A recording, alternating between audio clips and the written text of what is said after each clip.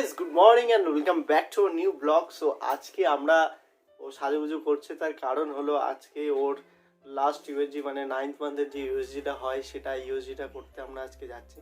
So এদিকে তোমাদের বৌদি ভাই স্নান টান করে একদম রেডি, আর আমিও মোটামুটি এখনও স্নান করিনি কারণ আমাদের কাছের ডায়াগনস্টিক সেন্টারেই যাব।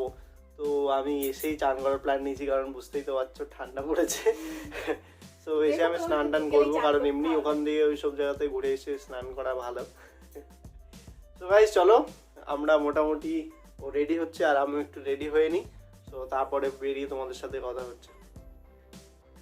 এখন তো বেরোতে বেরোতে মোটামুটি কতক্ষণ যে লাগবে মানে সেই 9টা থেকে বলছি, এখন 11:30 বেজে গেছে, 2.5 ঘন্টা হয়ে গেছে, এখনো হয়নি, দেখা যাক কতক্ষণে হয়। তো চলো আমি রেডি হইনি। তো গাইস ফাইনালি আমরা এখন সুরক্ষা ডায়াগনস্টিক সেন্টারের সামনে চলে এসেছি। আর তোমাদের বৌদিভাই একটু অসুবিধা হচ্ছে বাইকে আসতে, তো রাস্তায় 2-3বার দাঁড়িয়েছি। সো গাইস চলো আমরা ভিতরে যাই, তারপর তোমাদের সাথে কথা হচ্ছে। সো ফাইনালি আমরা ভিতরে ঢুকে গেছি এবং এখানে আমি তোমাদের বৌদিভাই রিসেপশনের নামটা লিখেছি। সো গাইস ফাইনালি আমাদের নাম লেখানো হয়ে গেছে এবং 29th আমাদের নাম আছে। তো দুজন মিলে ওয়েট করছি।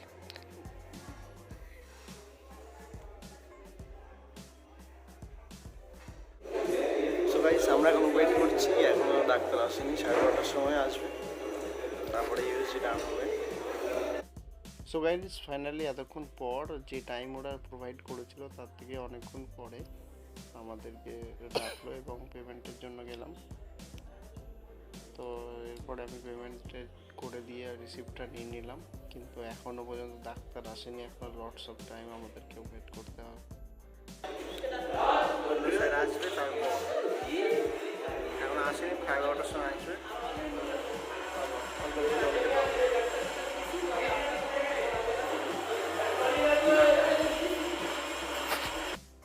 সো গাইস ফাইনালি আমাদের টার্ন চলে এসছে আর আমরা দুজন ওয়েট করছি। তোমাদের বৌদিভাই সব ডকুমেন্টসগুলো বার করছে যেগুলো ইউএসজির জন্য লাগবে।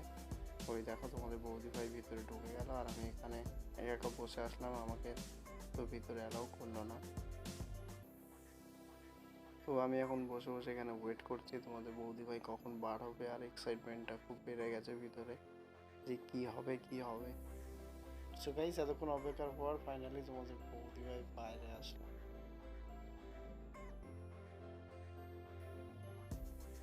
আমাদের ইউএসজি তো ডান হয়ে গেছে এবং এবার আমরা বাড়ির দিকে যাই।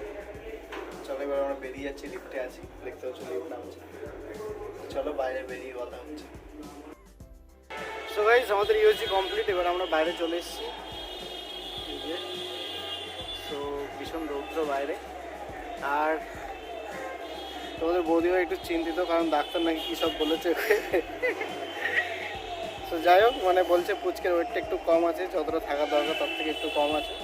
সো আমাদেরকে রিপোর্টটা আসলে তো আবার ডাক্তারকে দেখাতে বললো। সো চলো রিপোর্টটা আসুক, নো টেনশন, কোনো ব্যাপার নেই। একটু হাতে ওয়েট থাকে কারণ আমার দাদার ছেলেও যখন হয়েছিল ওর একটু ওয়েট কম ছিল। তো চলো দেখা যাক, ভিডিওটা তোমরা দেখতে থাকো, চলো বাড়ির দিকে যাওয়া যাক। সো গাইজ আমরা এসে তারপরে দুপুরে খাওয়া দাওয়া করে তারপরে ঘুমিয়ে পড়েছিলাম, আর এখন উঠলাম, উঠেই কেক খাচ্ছি। ঠিক আছে, তোমাদের বৌদিভাই খাচ্ছে, আমিও খাচ্ছি। আমি খাচ্ছি না, তুমি খাচ্ছ, যে কেকের বক্স রাখা আমাকে একটা দিয়েছে আর বলছে এগুলো আমি সব খাবো। তো গাইস তোমাদের বৌদিভাই একটু টেনশনে কারণ পুচকের বলছে যে গলায় একটা মানে ওই যে কর্ডটা থাকে সেই কর্ডটা একটা প্যাচ দেওয়া আছে। তো এখনো ডাক্তার যতক্ষণ না দেখাবে ততক্ষণ একটু মনে সান্ত্বনা আসছে না, কিন্তু আমি নর্মালি দেখলাম যে ওটা নর্মালি থাকে, ওটা কোনো ব্যাপার না, কিন্তু ওকে বোঝাবে কে, ডাক্তার যতক্ষণ না বলবে নর্মাল আছে ততক্ষণে একটু বসে থাকবে। আজকে যদি রিপোর্টটা দিয়ে দিত আমরা আজকে ডাক্তারটা দেখাতে যেতে পারতাম। রিপোর্টটা তো দেয়নি, কিন্তু আমি অনলাইনে পেয়ে গেছি রিপোর্টটা, অনলাইনে আমাদের হার্ড কপিটা এখনো পাইনি। সো ওর একটু টেনশন আছে। হ্যাঁ, টেনশন করে কি হবে, যা যেটা হওয়া সেটা হয়, অত টেনশন করে লাভ নেই, টেনশন করলে শরীর খারাপ করবে। তো চলো এখন একটু খাওয়া দাওয়া করছি, খাওয়া দাওয়া করে নিই। ও খাওয়া দাওয়া বন্ধ করে দিয়েছে। ওটা কোনো ব্যাপার না, কিছু হবে না। তো চলো আবার রিপোর্ট এনে তারপর তোমাদের সাথে কথা হচ্ছে। তো গাইস রাত্রে ডিনার টাইম হয়ে গিয়েছে, আর দেখো তোমাদের বৌদি ভাই নিয়ে চলে এসেছে রুটি আর বেগুন ভাজা, আর এদিকে তোমাদের বৌদি ভাই বসে গিয়েছে খেতে। তো এখন রাত্রের ডিনার চলছে। রাত্রে আমরা বেশিরভাগ দিনই রুটি খাই, আজকেও রুটি হচ্ছে।